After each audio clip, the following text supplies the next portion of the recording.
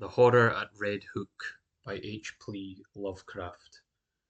Not many weeks ago, on a street corner in the village of Pasco, Rhode Island, a tall, heavily built, and wholesome looking pedestrian furnished much speculation by a singular lapse of behaviour. He had, it appears, been descending the hill by the road from Chepachet and encountering the compact section, had turned to his left into the main thoroughfare where several modest business blocks convey a touch of the urban.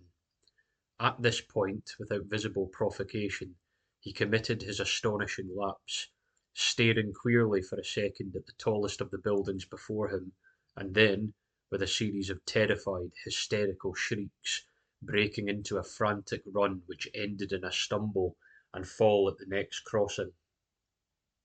Picked up and dusted off by ready hands, he was found to be conscious, organically unhurt, and evidently cured of his sudden nervous attack. He muttered some shamefaced explanations involving a strain he had undergone, and without downcast glance turned back up to the Chepachet road, trudging out of sight without once looking behind him. It was a strange incident to befall so large, robust, normal-featured, and capable-looking a man, and the strangeness was not lessened by the remarks of a bystander who had recognised him as the boarder of a well-known dairyman on the outskirts of Chepachet. He was, it developed, a New York police detective named Thomas F. Malone, now on a long leave of absence under medical treatment after some disproportionately arduous work on a gruesome local case which accident had made dramatic. There had been a collapse of several old brick buildings during a raid in which he had shared, and something about the wholesale loss of life, both of prisoners and of his companions, had peculiarly appalled him. As a result, he had acquired an acute and anomalous horror of any buildings even remotely suggesting the ones which had fallen in, so that in the end mental specialists forbade him the sight of such things for an indefinite period. A police surgeon with relatives in Chapachet had put forward the quaint hamlet of wooden colonial houses as an ideal spot for the psychological convalescence, and thither the sufferer had gone, promising never to venture among the brick-laned streets of larger villages till duly advised by the wound-socket specialist with whom he was put in touch. This walk to Pasco for magazines had been a mistake, and the patient had paid in fright, bruises, and humiliation for his disobedience. So much the gossips of Chapachat and Pasco knew, and so much also most learned specialists believed. But Malone had at first told the specialists much more, ceasing only when he saw that utter incredulity was his portion. Thereafter he held his peace, protesting not at all when it was generally agreed that the collapse of certain squalid brick houses in the Red Hook section of Brooklyn, and the consequent death of many brave officers, had unseated his nervous equilibrium. He had worked too hard, all said, in trying to clean up those nests of disorder and violence. Certain features were shocking enough, in all conscience, and the unexpected tragedy was the last straw. This was a simple explanation which everyone could understand, and because Malone was not a simple person, he perceived that he had better let it suffice. To hint to unimaginative people of a horror beyond all human conception, a horror of houses and blocks and cities leprous and cancerous with evil dragged from elder worlds, would be merely to invite a padded cell instead of restful restication, and Malone was a man of sense despite his mysticism. He had the Celt's far vision of weird and hidden things, but the logician's quick eye for the outwardly unconvincing, an amalgam which had led him far afield in the 42 years of his life, and set him in strange places for a Dublin University man born in Georgian Villa near Phoenix Park. And now, as he reviewed the things he had seen and felt and apprehended, Malone was content to keep unshared the secret of what could reduce a dauntless fighter to a quivering neurotic, what could make old brick slums and seas of dark subtle faces a thing of nightmare and eldritch portrait. It would not be the first time his sensations had been forced to bide uninterrupted, for was not his very act of plunging into the polyglot abyss of New York's underworld a freak beyond sensible explanation? What could he tell the prosaic of the antique witcheries and grotesque marvels discernible to sensitive eyes amidst the poisoned cauldron where all the very dregs of unwholesome ages mix their venom and perpetuate their obscene terrors? He had seen the hellish green flame of secret wonder in this blatant, evasive welter of outward greed and inward blasphemy, and had smiled gently when all the New Yorkers he knew scoffed at his experiment in police work. They had been very witty and cynical, deriding his fantastic pursuits of unknowable mysteries, and assuring him that in these days New York held nothing but cheapness and vulgarity. One of them had wagered him a heavy sum that he could not, despite many poignant things to his credit in the Dublin Review, even write a truly interesting story of New York lowlife, and now, looking back, he perceived that cosmic irony had justified the prophet's words, while secretly confuting their flippant meaning. The horror, as glimpsed at last, could not make a story, for like the book cited by Poe's German authority, Es lässt sich nicht lesen, it does not permit itself to be read. To Malone, the sense of latent mystery in existence was always present. In youth he had felt the hidden beauty and ecstasy of things, and had been a poet, but poverty and sorrow and exile had turned his gaze in darker directions, and he had thrilled at the impetuations of evil in the world around.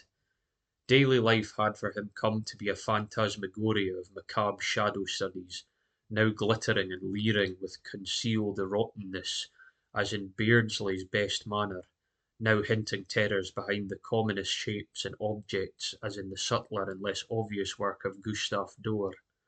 He would often regard it as merciful to most persons of high intelligence jeer at the inmost mysteries, for he argued, if superior minds were ever placed in the fullest contact with the secrets perceived by ancient and lowly cults, the resultant abnormalities would soon not only wreck the world, but threaten the very integrity of the universe. All this reflection was no doubt morbid, but keen logic and a deep sense of humour ably offset it.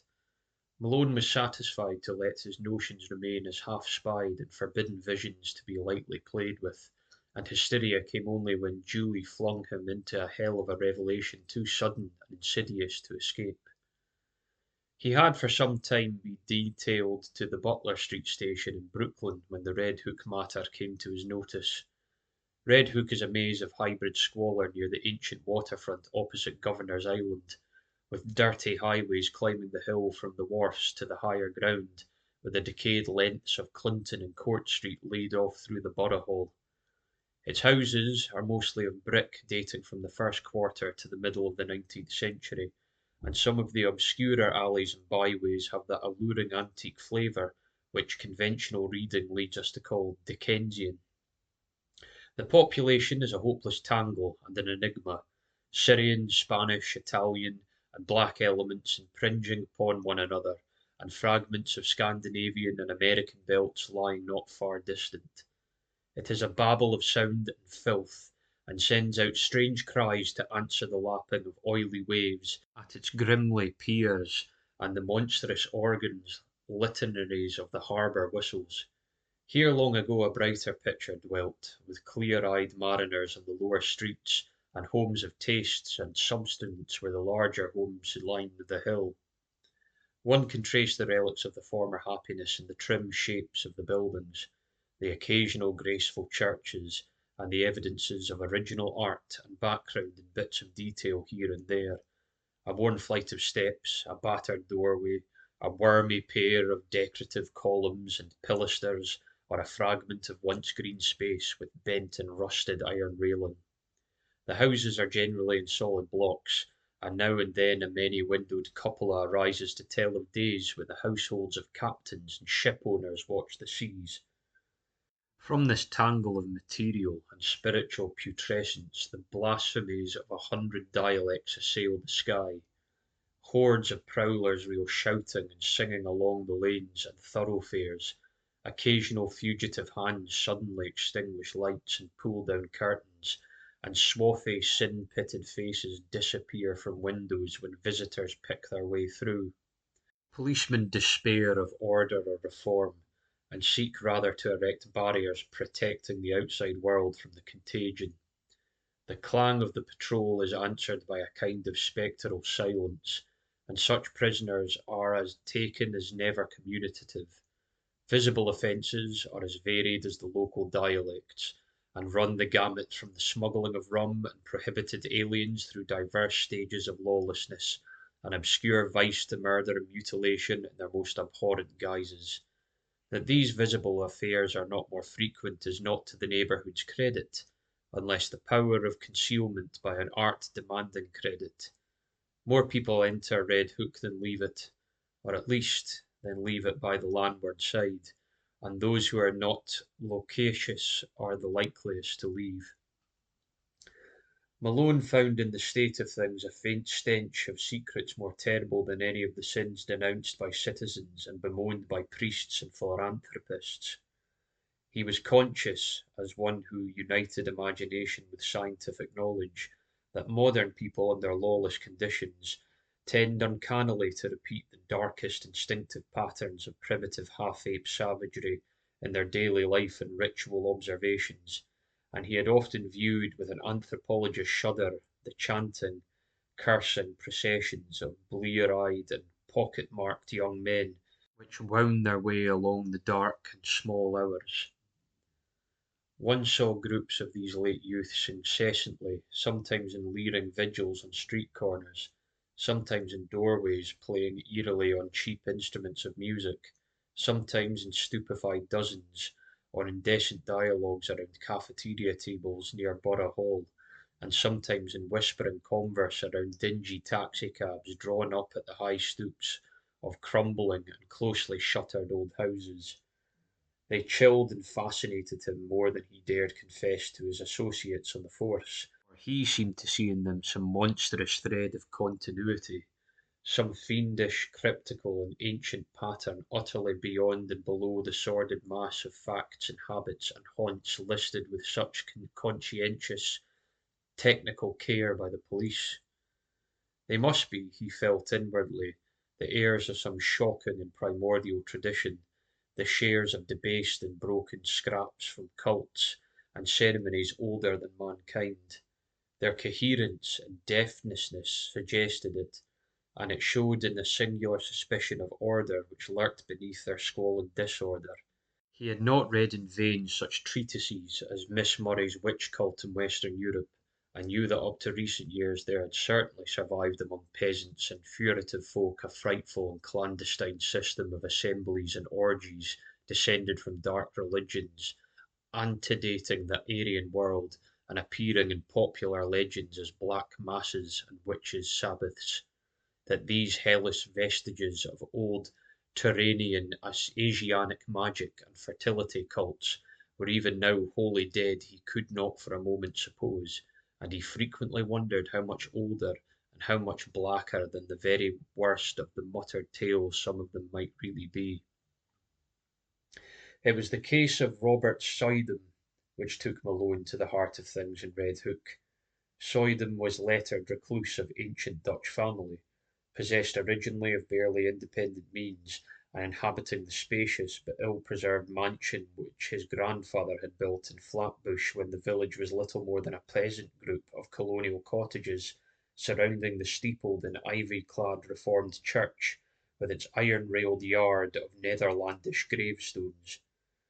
In his lonely house, set back from Martese Street amidst a yard of venerable trees, Soydham had read and brooded for some 6 decades, except for a period a generation before, when he had sailed for the Old World and remained there out of sight for 8 years. He could afford no servants, and would admit but few visitors to his absolute solitude, eschewing close friendships, and receiving his rare acquaintances in one of the 3 ground-floor rooms which he kept in order, a vast, high-ceilinged library, whose walls were solidly packed with tattered books of ponderous, archaic, and vaguely repellent aspects. The growth of the town and its final absorption into Brooklyn district had meant nothing to Sidon. and he had come to mean less and less to the town. Elderly people still pointed him out on the streets, but to most of the recent population he was merely a queer, corpulent old fellow whose unkempt white hair, stubby beard, and shiny black clothes and gold-headed cane earned him an amused glance and nothing more.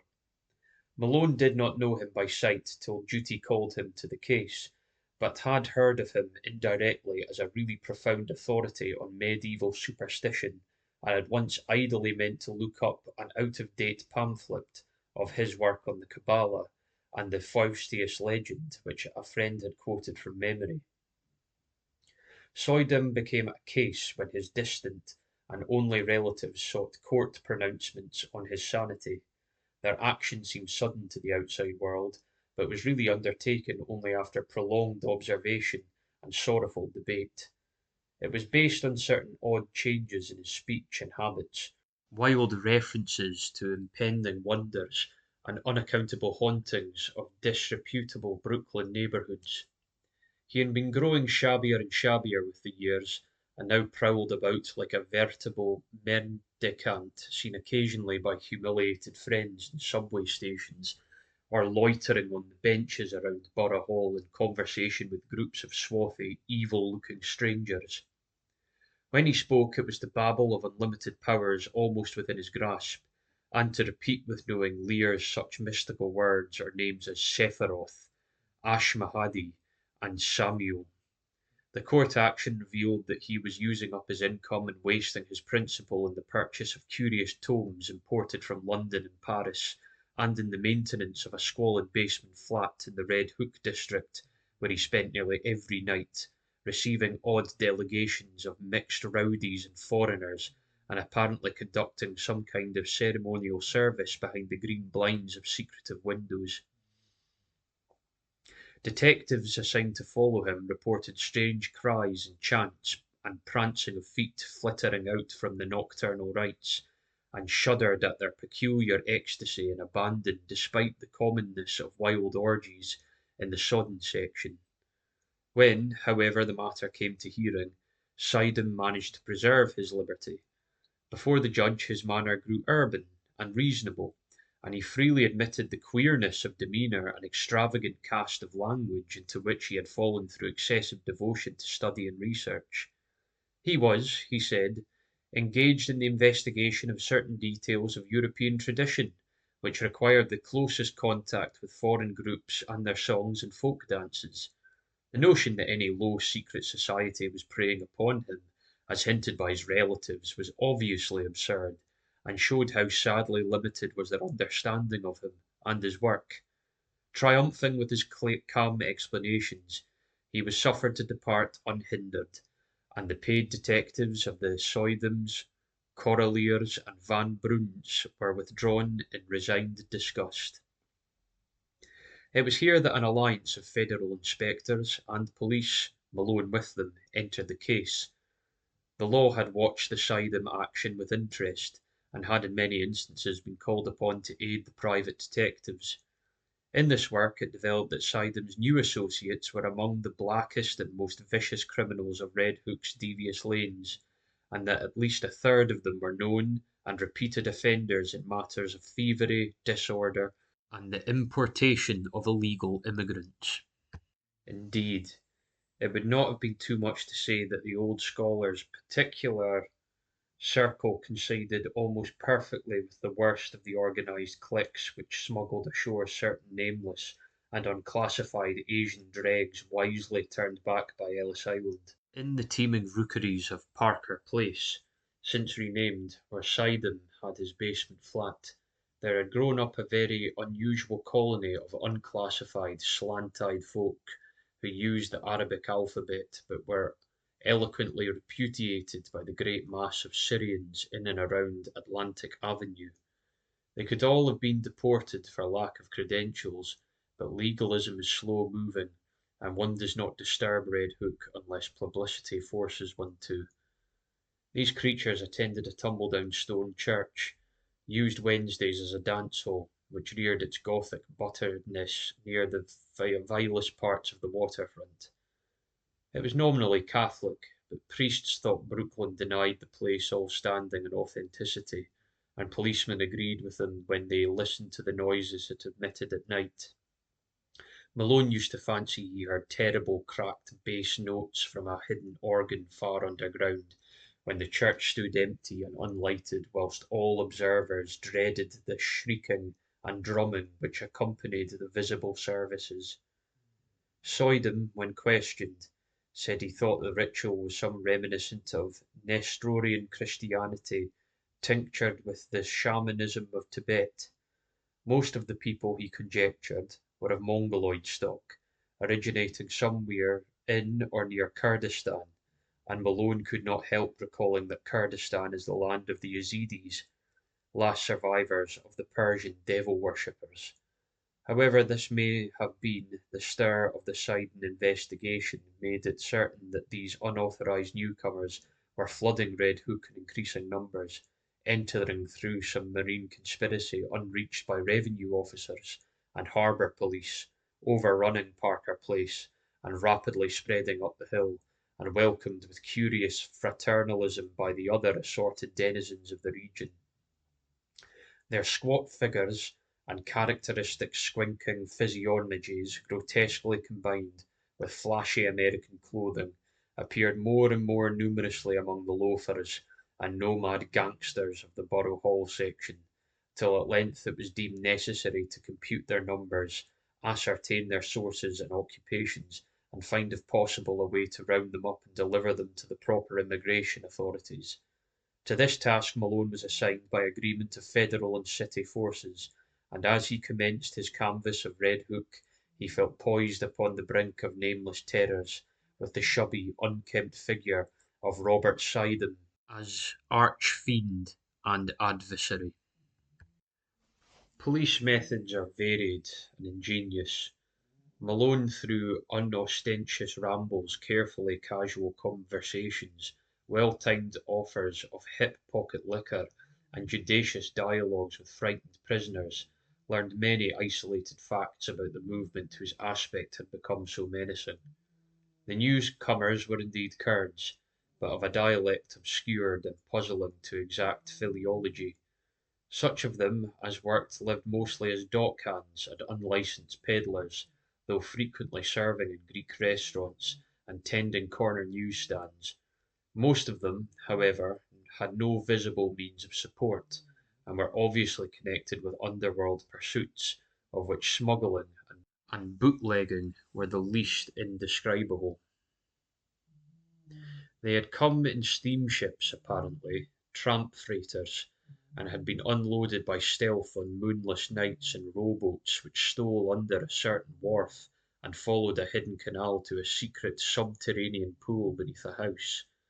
This wharf, canal, and house Malone could not locate, for the memories of his informants were exceedingly confused, while their speech was to a great extent beyond even the ablest of interpreters, nor could he gain any real data on the reasons for their systematic importation. They were reticent about the exact spot from which they had come, and were never sufficiently off guard to reveal the agencies which had sought them out and directed their course. Indeed, they developed something like acute fright when asked the reasons for their presence.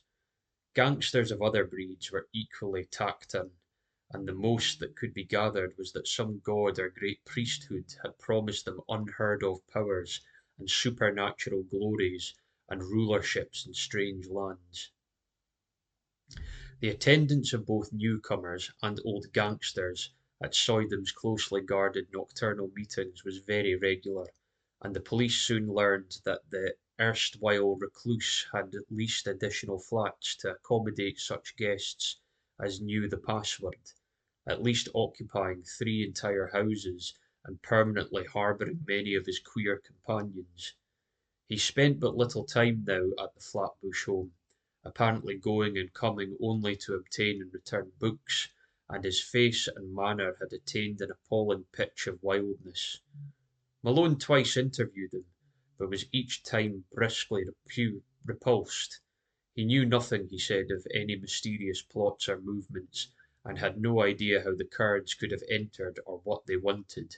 His business was to study undisturbed the folklore of all the immigrants of the district, a business with which policemen had no legitimate concern. Malone mentioned his admiration for Soydham's old brochure on the Kabbalah and other myths, but the old man's softening was only momentarily. He sensed an intrusion, and rebuffed his visitor in no uncertain way, till Malone withdrew disgusted and turned to other channels of information. What Malone would have unearthed could he have worked continuously on the case, we shall never know. As it was, a stupid conflict between city and federal authority suspended the investigation for several months, during which the detective was busy with other assignments.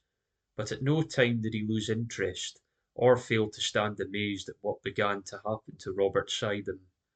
Just at the time when a wave of kidnappings and disappearances spread its excitement over New York, the unkempt scholar embarked upon a metamorphosis as startling as it was absurd. One day he was seen near Burrough Hill with a clean-shaven face, well-trimmed hair, and tastefully immaculate attire, and on every day thereafter some obscure improvement was noticed in him. He maintained his new fastidiousness without interruption, added to it an unwonted sparkle of eye and crispness of speech, and began little by little to shed the corpulence which had so long deformed him. Now frequently taken for less than his age, he acquired an elasticity of step and buoyancy of demeanour to match the new tradition, and showed a curious darkening of the hair which somehow did not suggest dye. As the months passed, he commenced to dress less and less conservatively, and finally astonished his new friends by renovating and redecorating his Flatbush mansion, which he threw open in a series of receptions, summoning all the acquaintances he could remember, and extending a special welcome to the fully forgiven relatives who had so lately sought his restraint. Some attended through curiosity, others through duty, but all were suddenly charmed by the drawing grace and urbanity of the former hermit. He had, he asserted, accomplished most of his allotted work, and having just inherited some property from a half-forgotten European friend, was about to spend his remaining years in a brighter second youth with ease, care, and diet had made possible to him. Less and less was he seen at Red Hook, and more did he move in the society to which he was born. Policemen noticed a tendency of the gangsters to congregate at the old stone church and dance hall instead of at the basement flat at Parker Place, though the latter and its recent annexes still overflowed with noxious life. Then two instances occurred, wide enough apart, but both of intense interest in the case as Malone visioned it. One was a quiet announcement in the Eagle of Robert Sidham's engagement to Miss Cornelia Geriston of Bayside, a young woman of excellent position, and distantly related to the elderly bridegroom-elect, whilst the other was a raid on the dance-hall church by city police, after a report that the face of a kidnapped child had been seen for a second at one of the basement windows. Malone had participated in this raid, and was studied the place with much care when inside. Nothing was found. In fact, the building was entirely deserted when visited, but the sensitive Celt was vaguely disturbed by many things about the interior. There were crudely painted panels he did not like, panels which depicted sacred faces with peculiarly worldly and sardonic expressions, and which occasionally took liberties that even a layman's sense of decorum could scarcely countenance. Then, too, he did not relish the Greek inscription on the wall above the pulpit, an ancient incantation which he had once stumbled upon in Dublin college days, which read, literally translated, O friend and companion of the night, thou who rejoicest in the baying of dogs and spilt blood, who wanderest in the mists of shades among the tombs, who longest for blood and bringest terror to mortals, Gorgo, Mormo, thousand-faced moon, look favourably on our sacrifices. When he read this he shuddered, and thought vaguely of the cracked bass organ notes he fancied he had heard beneath the church on certain nights. He shuddered again, at the rust around the rim of the metal basin which stood at the altar, and paused nervously when his nostrils seemed to detect a curious and ghastly stench from somewhere in the neighbourhood. That organ memory haunted him, and he explored the basement with particular assiduity before he left. The place was very hateful to him, yet after all were the blasphemous panels and inscriptions more than mere crudities perpetuated by the ignorant. By the time of Soydham's wedding and kidnapping epidemic had become a popular newspaper scandal. Most of the victims were young children of the lowest classes, but the increasing number of disappearances had worked up a sentiment of the strongest fury. Journals clamoured for action from the police, and once more the Butler Street station sent its men over to Red Hook for clues, discoveries, and criminals. Malone was glad to be on the trail again, and took pride in a raid in one of Soydham's Parker Place houses.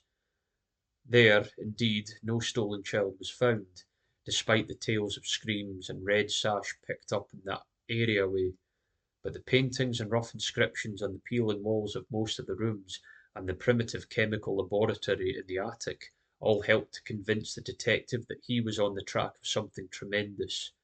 The paintings were appalling, hideous monsters of every shape and size, and parodies on human outlines which cannot be described. The writing was in red, and varied from Arabic to Greek, Roman, and Hebrew letters. Malone could not read much of it, but what he did decipher was pretentious and cabalistic enough.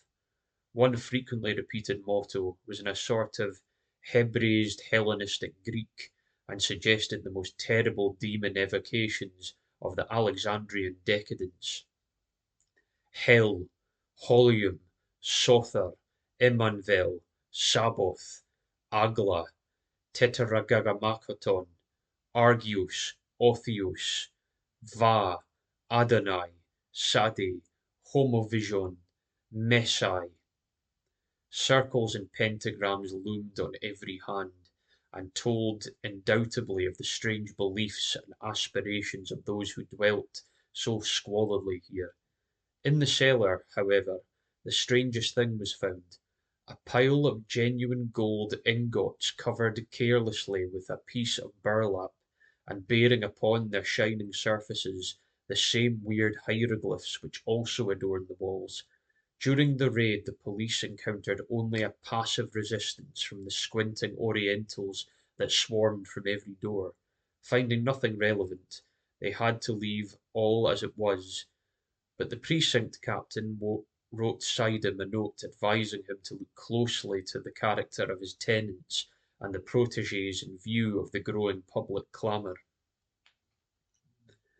Then came the June wedding, and the great sensation. Flatbush was gay for the hour about high noon, and penitent motors thronged the streets near the old Dutch church where an awing stretched from door to highway. No local event ever surpassed the Soydham Gerston nuptials in tone and scale, and the party which escorted the bride and groom to the Cunard pier was, if not exactly the smartest, at least a solid page from the social register. At 5 o'clock adieu were waved, and the ponderous linear edged away from the long pier, slowly turned its nose seaward, discarded its tug, and headed for the widening water spaces that led to old world wonders. By night the outer harbour was cleared, and late passengers watched the stars twinkling above an unpolluted ocean. Whether the tramp steamer or the Scream was first to gain attention no one could say. Probably they were simultaneous, but it is of no use to calculate. The scream came from the Sidham starter room, and the sailor who broke down the door could perhaps have told frightful things if he had not forthwith gone completely mad. As it is, he shrieked more loudly than the first victims, and thereafter ran simpering about the vessel till caught and put in irons. The ship's doctor, who entered the stateroom and turned on the lights a moment later, did not go mad, but told nobody what he saw till afterward, when he corresponded with Malone in Chepachet. It was murder, strangulation, but one need not say that the claw mark on Mrs. Sidham's throat could not have come from her husband's or any other human hand, or that upon the white wall there flickered for an instant in hateful red a legend which, later copied from memory, seems to have been nothing less than the fearsome Chadley letters of the word Lilith. One need not mention these things because they vanish so quickly. As for Sidon, one could at least bar others from the room until one knew what to think oneself. The doctor has distinctly assured Malone that he did not see it. The open porthole, just before he turned on the lights, was clouded for a second with a certain phosphorescence, and for a moment there seemed to echo in the night outside the suggestion of a faint and hellish tittering, but no real outline met the eye. As proof, the doctor points to his continued sanity. Then the tramp steamer claimed all attention. A boat put off, and a horde of swart, insolent ruffians in officers' dress swarmed aboard the temporarily halted Chandler. They wanted Soydam or his body. They had known of his trap, and for certain reasons were sure he would die. The captain's deck was almost a pandemonium, for at that instant, between the doctor's report from the stateroom and the demands of the men from the tramp, not even the wisest and gravest seaman could think what to do. Suddenly, the leader of the visiting mariners pulled forth a dirty, crumpled paper and handed it to the captain. It was signed by Robert Sidon, and bore the following odd message: "In case of sudden or unexplained accident or death on my part, please deliver me or my body unquestioningly into the hands of the bearer and his associates. Everything, for me, and perhaps for you, depends on absolute compliance. Explanations can come later. Do not fail me now. Robert Sidon." Captain and doctor looked at each other, and the latter whispered something to the former. Finally they nodded, rather helplessly, and led the way to the Sidon stateroom. The doctor directed the captain's glance away as he unlocked the door and admitted the strange seamen, nor did he breathe easily till they filled out with their burden after an unaccountably long period of preparation. It was wrapped in bedding from the berths, and the doctor was glad that the outlines were not very revealing. Somehow the men got the thing over the side and away to their tramp steamer without uncovering it. The Cunarder started again, and the doctor and a ship's undertaker sought out the Sidon stateroom to perform what last services they could. One more the physician was forced to reticence and even to mendicity, for a hellish thing had happened. When the undertaker asked him why he had drained off all of Mrs. Sidon's blood, he neglected to affirm that he had not done so, nor did he point to the vacant bottle spaces on the rack, or to the odour in the sink which showed the hasty disposition of the bottles. The pockets of these men, if men they were, had bulged damnably when they left the ship. 2 hours later, and the world knew by radio all that it ought to know of the horrible affair. That same June evening, without having heard a word from the sea, Malone was desperately busy among the alleys of Red Hook. A sudden stir seemed to permeate the place, and as if appraised by grapevine telegraph of something singular, the denizens clustered expectantly around the dance-hall church and the houses in Parker Place. 3 children had just disappeared, blue-eyed Norwegians from the streets toward Gouwenus, and there were rumours of mob forming among the sturdy Vikings of that section. Malone had for weeks been urging his colleagues to attempt a general clean-up, and at last, moved by conditions more obvious to their common sense than the conjectures of a Dublin dreamer, they had agreed upon a final stroke. The unrest and menace of this evening had been deciding factor, and just about midnight a raiding party, recruited from 3 stations, descended upon Parker Place and its inversions. Doors were battered in, stragglers arrested, and candle-lighted rooms forced to disgorge unbelievable throngs of mixed foreigners in figured robes, mitres, and other inexplicable devices. Much was lost in the melee, for objects were thrown hastily down unexpected shafts, and betraying odours descended by the sudden kindling of pungent incense, but spattered blood was everywhere, and Malone shuddered whenever he saw a brazier of altar in which smoke was still rising. He wanted to be in several places at once, and decided on Saidam's basement flat only after a messenger had reported the complete emptiness of a dilapidated dance hall church. The flat, he thought, must hold some clue to the cult of which the occult scholar had so obviously become the centre and leader, and it was with real expectancy that he ransacked the musty rooms, noted their vaguely charnel odour, and examined the curious books, instruments, gold ingots, and glass-stopped bottles scattered carelessly here and there. Once a lean, black and white cat edged between his feet and tripped him, overturning at the same time a beaker half full of a red liquid. The shock was severe, and to this day Malone is not certain of what he saw, but in dreams he still pictures that cat as it scurried away, with certain monstrous alterations and peculiarities. Then came the locked cellar door, and the search for something to break it down. A heavy stool stood near, and his tough seat was more than enough for the antique panels.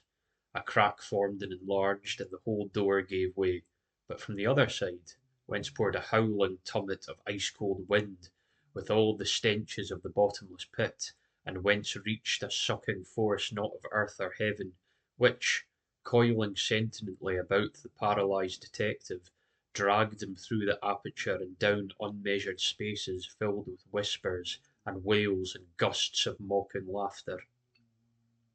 Of course it was a dream. All the specialists have told him so, and he has nothing to prove the contrary. Indeed, he would rather have it thus, for then the sight of old black slums and dark foreign faces would not eat so deeply into his soul.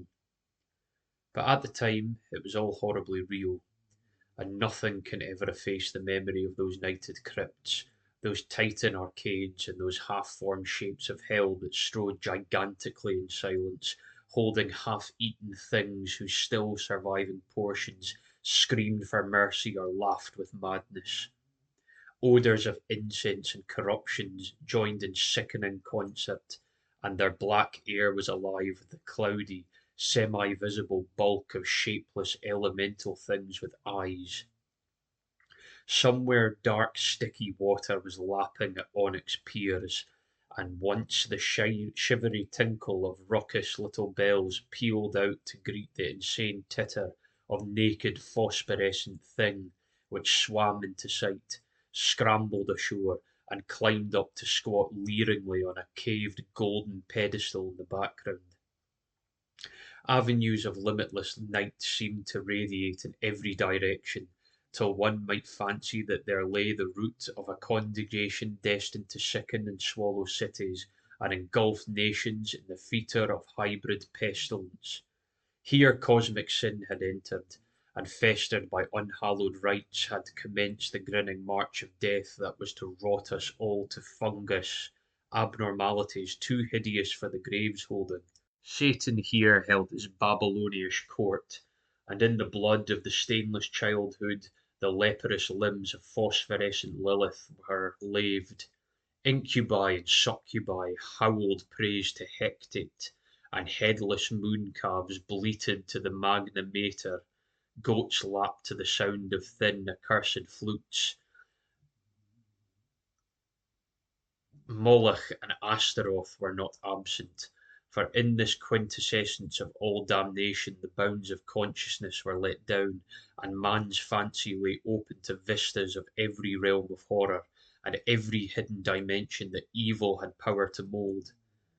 The world and nature were helpless against such assaults from unsealed wells of night, nor could any sign or prayer check the Walpurgis riot of horror, which had come when a sage with the hateful key had stumbled on hoard with the locked and brigham coffer transmitted demon lore. Suddenly a ray of physical light shot through these phantasms, and Malone heard the sound of oars amidst the blasphemies of things that should be dead. A boat with a lantern in its prow darted into sight, made fast to an iron ring in the slimy stone pier, and vomited forth several dark men bearing a long burden swathed in bedding. They took it to the naked phosphorescent thing on the carved golden pedestal, and the thing tittered and pawed at the bedding. Then they unswathed it, and propped upright before the pedestal, the gangrenous corpse of a corpulent old man with stubby beard and unkempt white hair. The phosphorescent thing tittered again, and the men produced bottles from their pockets and anointed its feet with red, whilst they afterward gave the bottles to the thing to drink from.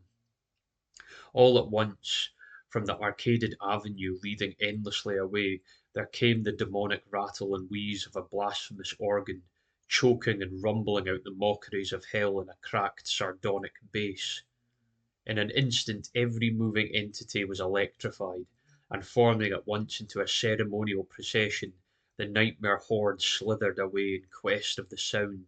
Goat, satyr, incubus, succubi, and lemur, twisted toad, and shapeless elemental, dog-faced howler, and silent strutter in darkness, all led by the abominable naked phosphorescent thing that had squatted on the carved golden throne, and that now strode instantly bearing in its arms the glassy-eyed corpse of the corpulent old man. The strange dark men danced in the rear, and the whole column skipped and lapsed with Dionysic fury. Malone staggered after them a few steps, delirious and hazy, and doubtful of his place in this or in any world. Then he turned, faltered, and sank down on the cold damp stone, gasping and shivering as the demon organ croaked on, and the howling and drumming and tinkling of the mad procession grew fainter and fainter.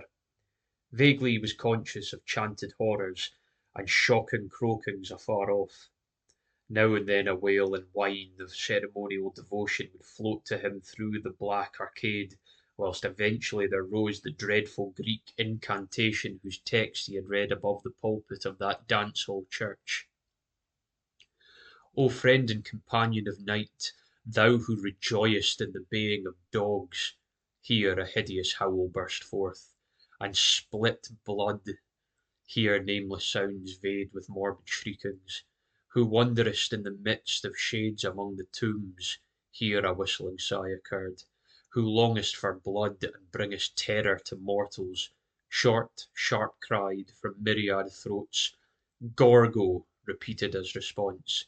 Mormo, repeated with ecstasy. Thousand-faced moons, sighs and flute noises. Look favourably on our sacrifices. At the chant closed, a general shout went up, and hissing sounds nearly drowned the croaking of the cracked bass organ. Then a gasp as from many throats, and a babble of barked and blated words. Lilith, great Lilith, behold the bridge-groom! More cries and clamour of rioting, and the sharp clicking footfalls of a running figure. The footfalls approached, and Malone raised himself to elbow to look. The luminosity of the crypt, lately diminished, had now slightly increased, and in the devil light there appeared the fleeting form which could not flee or feel or breathe, the glassy-eyed, gangrenous corpse of the corpulent old man, now needing no support, but animated by some infernal sorcery of the rite just closed. After it raced the naked, tittering, phosphorescent thing that belonged on the carven pedestal, and still farther behind painted the dark men and all the dread crew of sentient loathsomeness.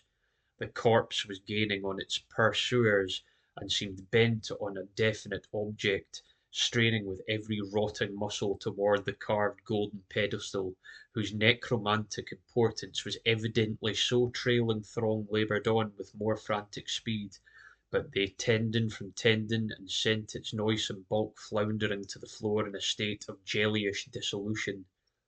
The staring corpse which had been Robert Sidon achieved its object and its triumph. The push had been tremendous, but the force had held out, and as the pusher collapsed to a muddy blotch of corruption, the pedestal he had pushed tottered, tipped, and finally careened from its onyx base into the thick waters below, sending up a parting gleam of carven gold as it sank heavily to undreamable gulfs of lower Tartarus.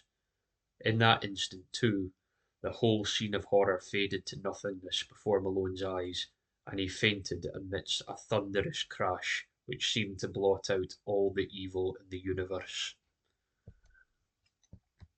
Malone's dream, experienced in full before he knew of Sidham's death and transfer at sea, was curiously supplemented by some odd realities of the case, though that is no reason why anyone should believe it.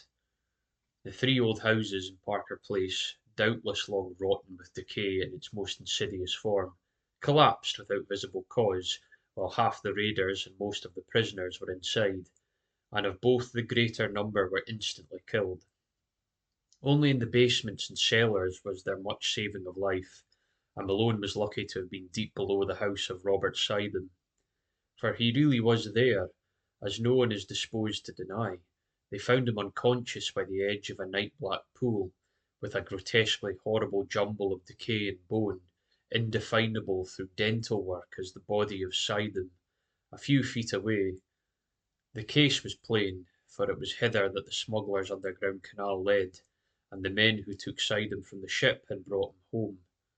They themselves were never found, or at least never identified, and the ship's doctor is not yet satisfied with the simple certitudes of the police.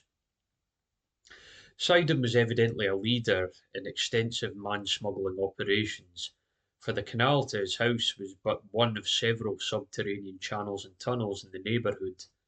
There was a tunnel from this house to a crypt beneath the dance hall church, a crypt accessible from the church only through a narrow secret passage in the north wall, and in whose chambers some singular and terrible things were discovered. The croaking organ was there, as well as a vast arched chapel with wooden benches and a strangely figured altar. The walls were lined with small cells, in 17 of which, hideous to relate, solitary prisoners in a state of complete idiocy were found chained, including 4 mothers with infants of disturbingly strange appearance. These infants died soon after exposure to the light, a circumstance which the doctors thought rather merciful. Nobody but Malone among those who inspected them remembered the sombre question of old Delirio: "An sint unquam daemonis incubi et succubi, et an extali congressu proles nasi quat." Before the canals were filled up, they were thoroughly dredged, and yielded forth a sensational array of showed and split bones of all sizes. The kidnapping epidemic very clearly had been traced home, though only 2 of the surviving prisoners could by any legal thread be connected with it. These men are now in prison, since they failed of conviction as accessories in the actual murders. The carved golden pedestal or throne so often mentioned by Malone as of primary occult importance was never brought to light, though at one place under the Sidham house the canal was observed to sink into a well too deep for dredging.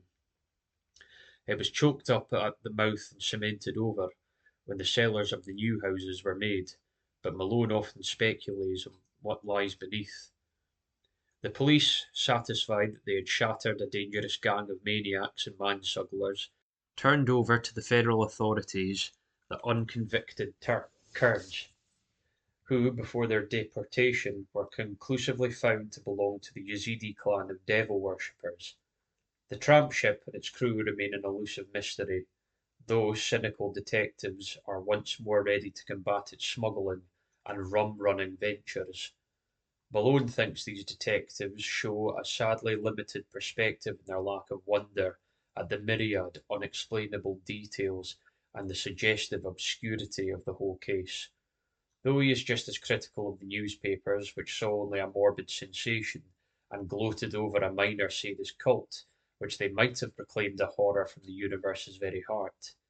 But he is content to rest silent in Chepachet, claiming his nervous system and praying that time may gradually transfer his terrible experience from the realm of present reality to that of picturesque and semi-mythical remoteness. Robert Sidham sleeps beside his bride in Greenwood Cemetery. No funeral was held over the strangely released bones, and relatives are grateful for the swift oblivion which overtook the case as a whole. The scholar's connection with the Red Hook horrors, indeed, was never emblazoned by legal proof, since his death forestalled the inquiry he would otherwise have faced. His own end is not much mentioned, and the Sidems hope that posterity may recall him only as a gentle recluse who dabbled in harmless magic and folklore. As for Redhook, it is always the same. Sidem came and went, a terror gathered and faded, but the evil spirit of darkness and squalor broods on amongst the mongrels in the old brick houses, and prowling bands still parade on unknown errands past windows where lights and twisted faces unaccountably appear and disappear. Age-old horror is a hydra with 1,000 heads, and the cults of darkness are rooted in blasphemies deeper than the well of Democritus. The soul of the beast is omnipresent and triumphant, and Redhook's legions of blear-eyed, pock-marked youths still chant and curse and howl as they file from abyss to abyss, none knows whence or whither, published on by blind laws of biology which they may never understand. As of old, more people enter Redhook than leave it on the leeward side, and there are already rumours of new canals running underground to certain centres of traffic in liquor and less mentionable things. The dance hall church is now mostly a dance hall, and queer faces have appeared at night at the windows. Lately, a policeman expressed the belief that the filled up crypt has been dug out again, and for no simply explainable purpose. Who are we to combat poisons older than history and mankind? Apes danced in Asia to these horrors, and the cancer lurks secure and spreading where fruitfulness hides in rows of decaying brick. Malone does not shudder without cause, for only the other day an officer overheard a swarthy, squinting hag teaching a small child some whispered patos in shadow of an areaway. He listened, and thought it very strange when he heard her repeat over and over again, O friend and companion of night, thou who rejoicest in the baying of dogs and spilt blood, whose wanderest in the mists of shades among the tombs, who longest for blood and bringest terror to mortals, Gorgo, Mormo, thousand-faced moon, look favourably on our sacrifices.